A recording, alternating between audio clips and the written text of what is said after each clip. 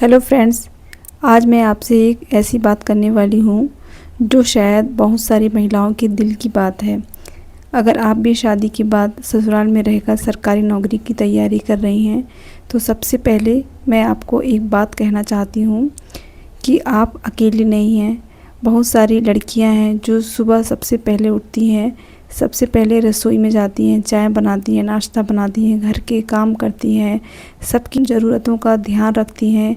और जब सबका काम ख़त्म हो जाता है तब उन्हें याद आता है कि उन्हें अपनी भी एक ज़िंदगी जीनी है, उनका भी एक सपना है, उन्हें भी एक सरकारी नौकरी चाहिए।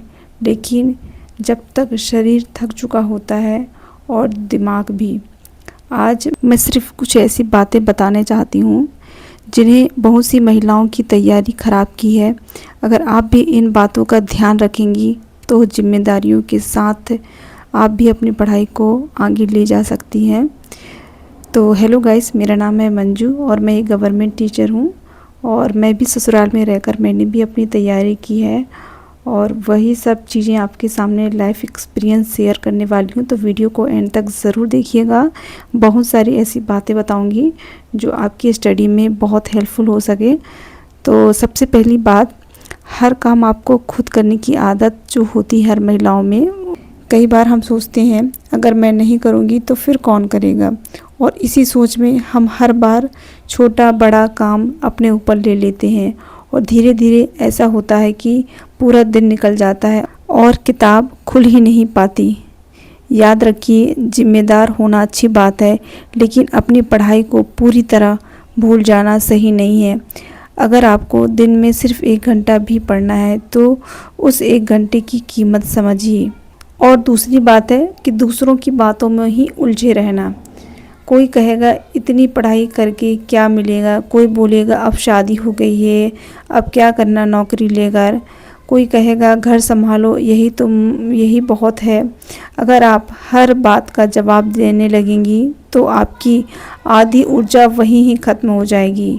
तो कुछ बातें सुनकर मुस्कुरा दीजिए और अपने कमरे में जाकर किताब खोल लीजिए, क्योंकि जवाब शब्दों से नहीं रिज़ल्ट से देना सबसे अच्छा होता है। और तीसरी बात है, हमेशा परफेक्ट समय का इंतज़ार करना। बहुत लोग सोचते हैं जब तक काम खत्म हो जाएगा तब हम पढ़ेंगे, लेकिन सच ये है कि घर के काम कभी भी ख़त्म नहीं होते। इसलिए अगर आपको 20 मिनट भी मिल रहे हैं तो वही 20 मिनट आपकी पढ़ाई के लिए हैं। अगर आधा घंटा भी मिल रहा है तो दोपहर के वो 20 मिनट भी बहुत इम्पॉर्टेंट है। और रात में अगर आपको 40 मिनट भी मिल जाएं तो एक दिन में लगभग 1.5 घंटा पढ़ाई हो जाती है। छोटे छोटे समय को जोड़कर ही हम आगे बढ़ सकते हैं। और चौथी बात है मोबाइल बहुत बड़ा समय चुराने वाला साधन भी है और सबसे बड़ा शिक्षक भी। सोचिए, अगर आप हर दिन सिर्फ 5 मिनट के लिए मोबाइल उठाती हैं और 5 मिनट की जगह 25 मिनट निकल जाते हैं तो पूरे दिन में कितना समय चला जाता है। इसलिए मोबाइल उठाइए लेकिन उद्देश्य के साथ। अगर पढ़ाई करनी है तो पढ़िए, अगर वीडियो देखना है तो समय तय कीजिए, लेकिन यूं ही मोबाइल में घंटों का समय बर्बाद मत कीजिए। और 5वीं इम्पॉर्टेंट बात है, अपनी तुलना दूसरों से मत करना कभी। सोशल मीडिया पर कोई 10 घंटे पढ़ रहा है, कोई लाइब्रेरी में बैठा है, कोई हॉस्टल में बैठकर पढ़ रहा है, लेकिन आपकी परिस्थिति अलग है। आपकी तुलना सिर्फ आपसे ही होनी चाहिए। अगर कल से आज बेहतर है तो आप सही दिशा में हैं। और छठी बात है, खुद को दोष देना बंद कीजिए। बहुत महिलाएं हर रात सोचती हैं आज भी पढ़ नहीं पाई और फिर खुद को कोसती रहती हैं, लेकिन अपराध बोध से पढ़ाई नहीं होती। आज कम पढ़ पाए तो कल थोड़ा ज़्यादा पढ़ लेना, लेकिन रुकना मत। और 7वीं बात है, अपने पति से खुलकर बात कीजिए। अगर आपके पति सहयोगी हैं तो उनसे अपनी तैयारी के बारे में खुलकर बात कीजिए। कहिए मुझे सिर्फ रोज़ 1-2 घंटे चाहिए। कई बार लोग हमारी ज़रूरत समझना चाहते हैं लेकिन हम बताना ही नहीं चाहते। हम उन्हें अपनी बातें शेयर ही नहीं करते और ये हमारी सबसे बड़ी भूल होती है। और 8वीं बात, अगर आप खुद खाना छोड़ देंगी या अच्छे से डाइट नहीं लेंगी, पूरी नींद नहीं लेंगी, पानी कम पिएंगी, तो शरीर कब तक साथ देगा। सरकारी नौकरी की तैयारी कोई 10 दिन का काम नहीं होती, ये महीनों कई बार सालों का सफ़र होता है। इसलिए अपने स्वास्थ्य को भी तैयारी का हिस्सा मानिए। शुरुआत में आपको बहुत ज़्यादा रातें नहीं जागनी है। शुरुआत आपको 2 से 3 घंटे से करनी है। जैसे आपका रूटीन बन जाएगा, धीरे धीरे आप अपने समय को बढ़ा सकती हैं। इससे आपका जो है दिमाग में लोड भी नहीं आएगा, आपका शरीर थका थका भी महसूस नहीं की करेगा। और एग्ज़ाम के टाइम पर आप अपना रूटीन चेंज कर सकती हैं। उस टाइम पर अपनी नींद भी कम कर सकती हैं। लेकिन एकदम से सोचें कि अभी एग्ज़ाम का टाइम नहीं है और अभी आप अच्छे से फ्री माइंड से तैयारी कर सकते हैं, तो अभी आप स्टडी स्टार्ट कर दीजिए। मेरा ना सुबह का रूटीन बहुत बिजी होता है, बहुत सारी महिलाओं का होता है, सभी का होता है।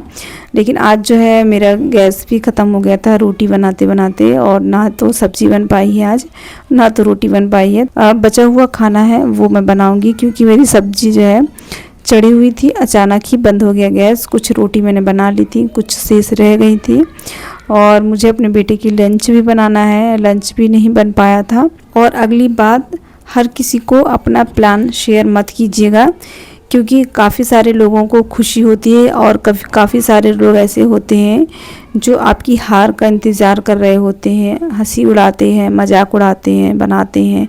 अगर आप असफल हुई तो फिर वो ही लोग सबसे पहले आकर आपको ताने सुनाएंगे, यहाँ वहाँ की बातें करेंगे, आप पे हंसेंगे। इससे अच्छा है अपनी तैयारी चुपचाप कीजिए, और जब रिज़ल्ट आएगा तो उनको खुद ही जवाब मिल जाएगा।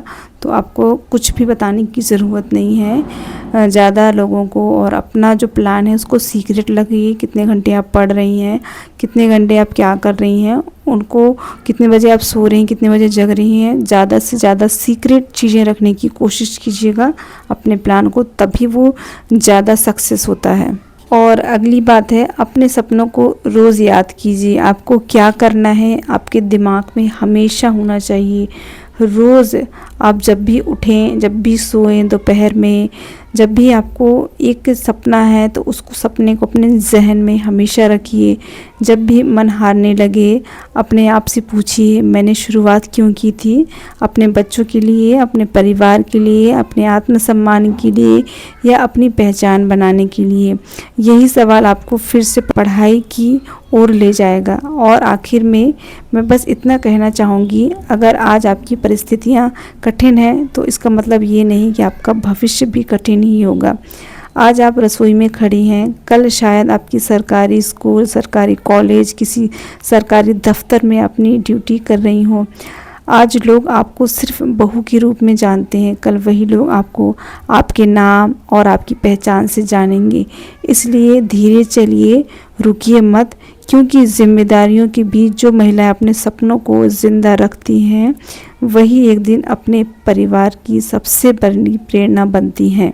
अगर आप भी ससुराल में रहकर अपनी पढ़ाई कंटिन्यू करना चाहती हैं, आगे बढ़ना चाहती हैं, तो मुझे कमेंट बॉक्स में ज़रूर बताइएगा कि आपको कौन कौन सी ऐसी कठिनाइयाँ आ रही हैं, तो मैं कोशिश करूँगी आपकी हेल्प कर सकूँ। एक बात और, हम सोचते हैं जब नौकरी लगेगी तब हम खुश होंगे, लेकिन ऐसा मत कीजिए। अगर आपने आज 7 दिन लगातार पढ़ाई की है तो खुद की तारीफ़ कीजिए। अगर इस महीने आपने पूरा एक सब्जेक्ट ख़त्म कर दिया है तो खुद को शाबाशी दीजिए, खुद की तारीफ़ कीजिए, क्योंकि छोटी छोटी खुशियाँ, छोटी छोटी शाबाशी से ही आप बहुत आगे तक जाएंगी। अगर आपने पहले आप रोज़ 30 मिनट पढ़ती थी और अब 1.5 घंटा पढ़ने लगी हैं, तो ये भी बहुत बड़ी सफलता है। बड़ी मंजिल तक पहुंचने के लिए छोटी छोटी जीत का जश्न मनाना बहुत ज़रूरी है, क्योंकि कई बार ऐसा भी होता है, आप लोग कई लोगों को देखा होगा कि जिनके पास सरकारी नौकरी भी है तब भी वो खुश नहीं है। बहुत सारे पैसे हैं जिनके पास, वो भी खुश नहीं है।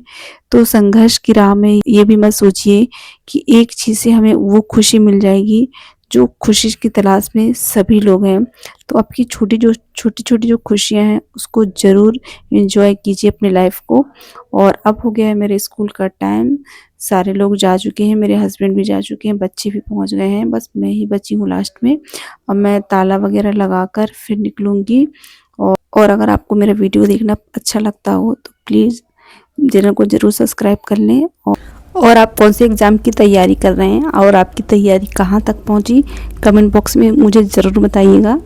और मुझसे अगर कोई हेल्प चाहिए तो आप वो भी मुझे बता सकते हैं, मैं आपकी किस प्रकार से हेल्प कर सकती हूँ।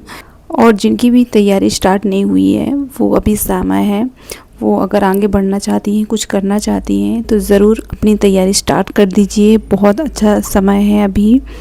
और मैं आ गई हूँ स्कूल में और अभी जो है थोड़ी देर से मेरी क्लास है, तो अब मैं जाऊँगी क्लास में। तो वीडियो अच्छा लगा हो तो वीडियो को लाइक ज़रूर कीजिएगा और यहाँ तक वीडियो देखने के लिए थैंक यू सो मच। तो मिलते हैं अपने नेक्स्ट वीडियो में, तब तक के लिए बाय बाय।